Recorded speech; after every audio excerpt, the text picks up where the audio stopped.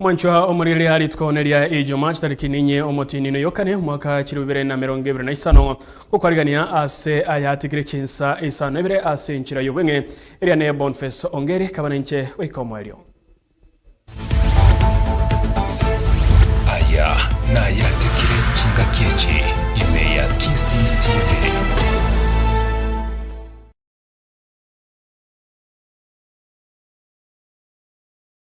Eke abanene b'ekiwizara abo bachorwa muno murayibe nsomoske William Ruto bangwaiga nigo litkolya lero bakonekwa amoneki kamati chebunge enene egati abali abakonekwa litkolya lero ngamona Stephen Saboke oyo ochorwa ochiase ewizara ya mangana yoberania abande abo bachorwa nigo barobiri gochokonekwa litkolya Jumatatu ekewocha.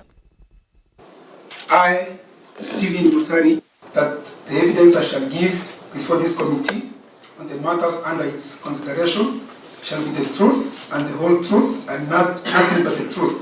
So help me God.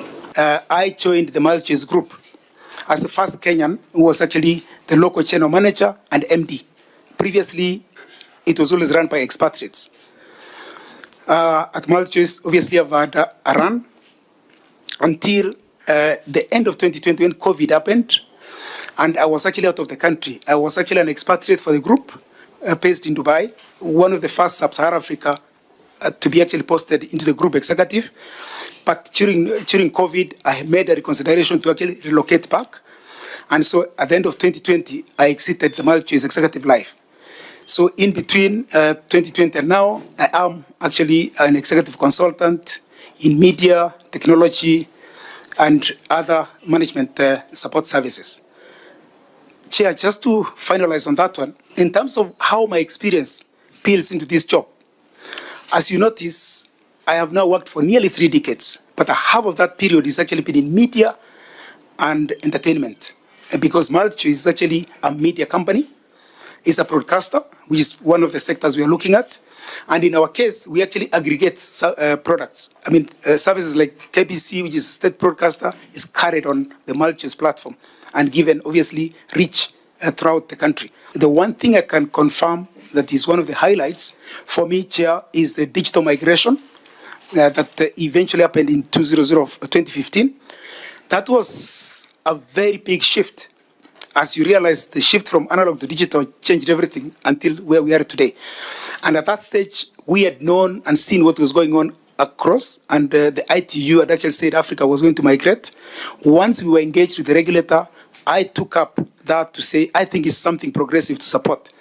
As I've said, we supported the government through both policy articulation, even in the sessions where engagements were happening, I was on the side of government, because it was actually good for country, for society.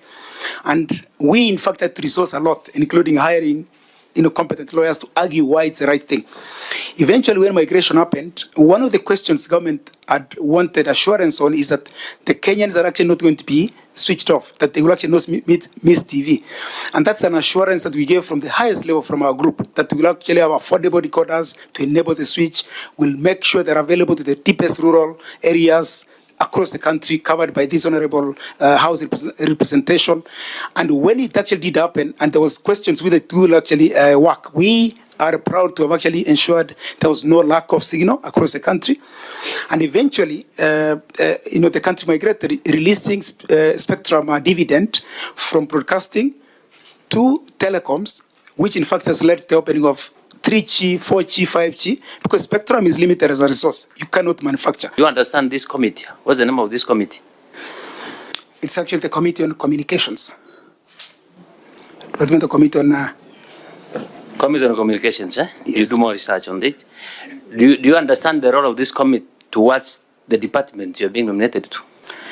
Through the Honorable Chair once again, and my understanding of the role of the committee is actually embedded in the Constitution.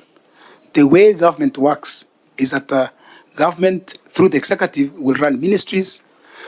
My function as PS will actually then engage with this committee in terms of my programs, my proposals, my policies, including budget planning. We'll then engage with you to support us so that that is actually taken on into the bigger plan. And eventually, I'm then able to fulfill the mandate of the department and my sagas that are under me. So the committee is actually my approver, it's actually my boss. I will then have to engage with the chair and the committee to ensure that we are securing anything that we need on our side. Then we take it to the national level.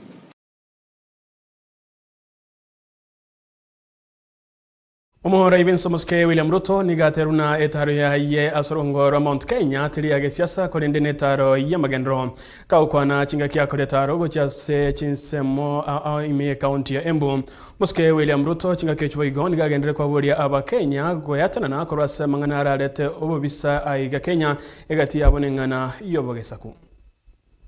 Tumekubaliana jameni, watu wa Kiritiri, mnasema tuendelee na kazi ama mnataka tuletewe vitina?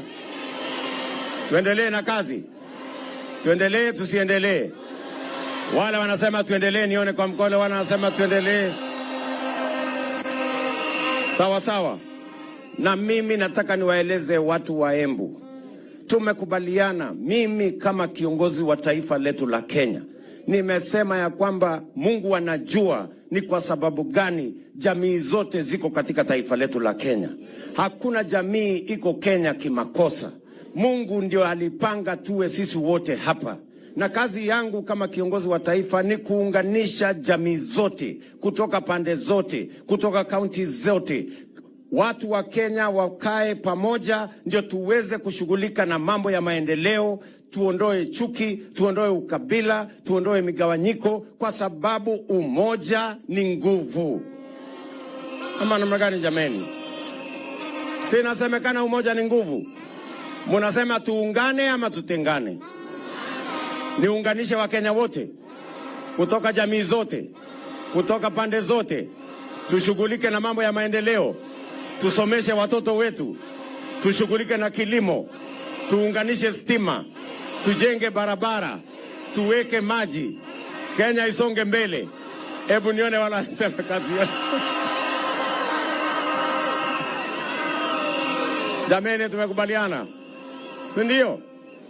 Kuna wengine wanasema ati tugawane, ati hawa ni wa kabila hii, sijui hawa ni wa kabila ile, chama hii, sijui chama gani, sijui pande hii, sijui kwa ocean. Sasa tukienda hiyo barabara, si Kenya hii itasambaratika? Hiyo maneno tusikubali kabisa hiyo maneno. Ama namna gani jameni? Mnasema tuunganishe Kenya ikuwe moja na tusukume maendeleo kabisa. Na unajua siku ya siasa itakuja. Tugotikana na yomwanchwa omurigeria omuseneta we county ya Narok Ledamo Lekina nigababorire abantu begese kukiama koyobatesia serikali yobamo gose broad based government omoske Ledamo Lekina nigaterune serikali yobamo nigekorwa amabaga amange gochiasa abantu begese kukiama kwenyorera maya mange korwa serikali kaukwana yume county ya Kajiado Ledamo Lekina nigaboiga abodia abantu begese kukiama kokwana aserio gerimo. Sisi wa Masai wote tuko na kura 1,600,000. Lakini hatuwezi pewa viti, hatupati makazi kwa sababu tumegawanyika kila siku. Kiongozi wangu Raila Amolo Odinga amenifunza vitu mingi sana. Amekwenda wakashikana na President William Ruto. Mimi nikaona nafasi, nikasema lazima nishikanishe wa Masai wote, ili pia sisi wakati ile masipitali inapatiwa kaunti zingine, kaunti zetu za wa Masai zinapatiwa hizo masipitali. Broad based government. Na katika kila kaunti tuko na candidates wetu. Kwa hii kaunti tuko na Mheshimiwa Katoo ndio candidate wa governor wetu. Wale wengine wachague wao wa Munyororo, wakitaka wachague, wengine wanataka tukutane kwa debe, tupigane kwa sera.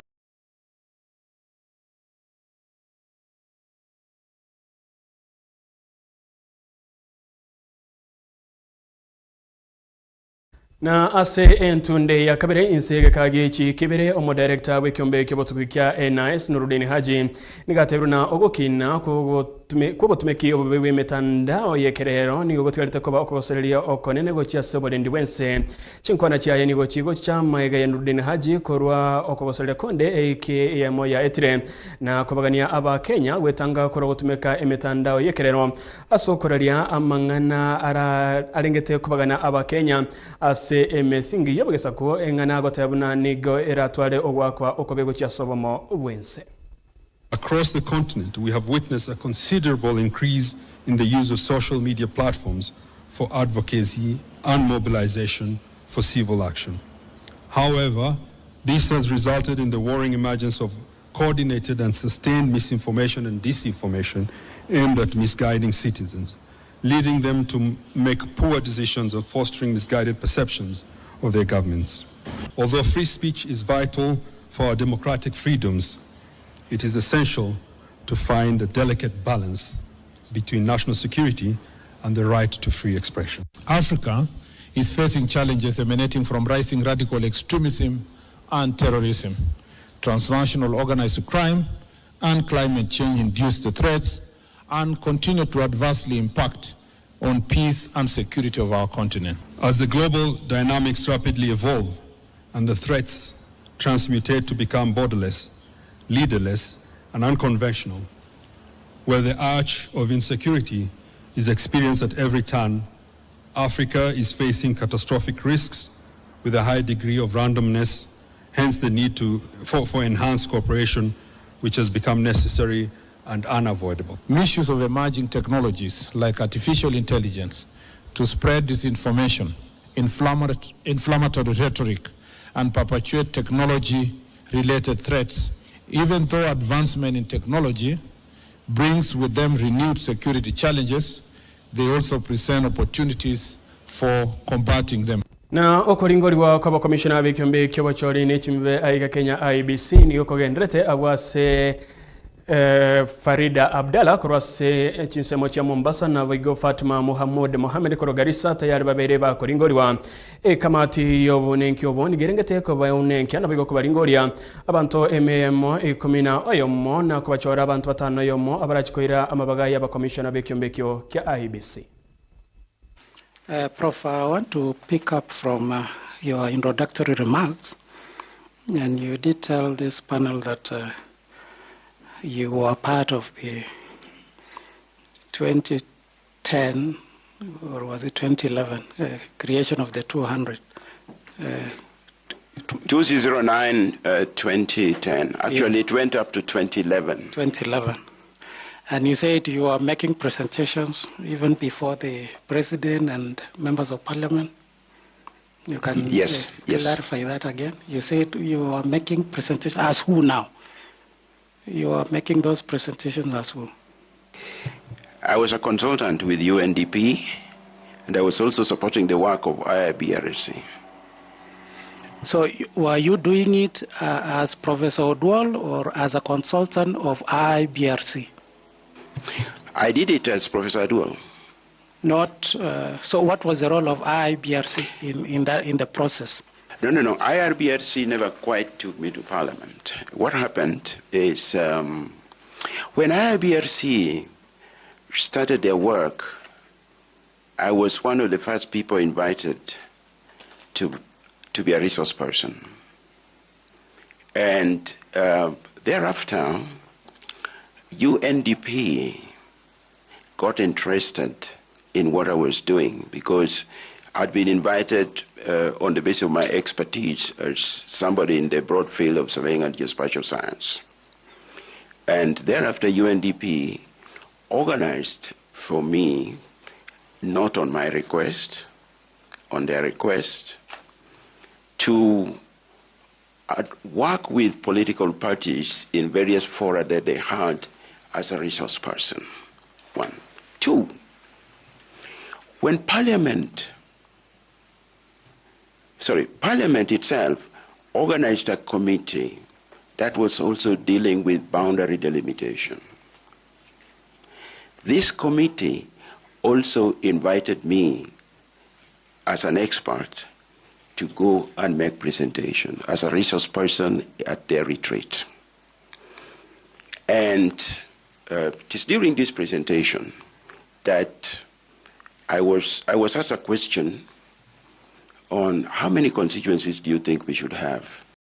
Na wikira wono mwancho omuriria no to wikira omwerio bwa Ayaatekire Chinsa Isano ayandase mange nigora nyole chikoraga Chinsa 10 iriane Bonface Ongeri tigankwenere oburigere borobia.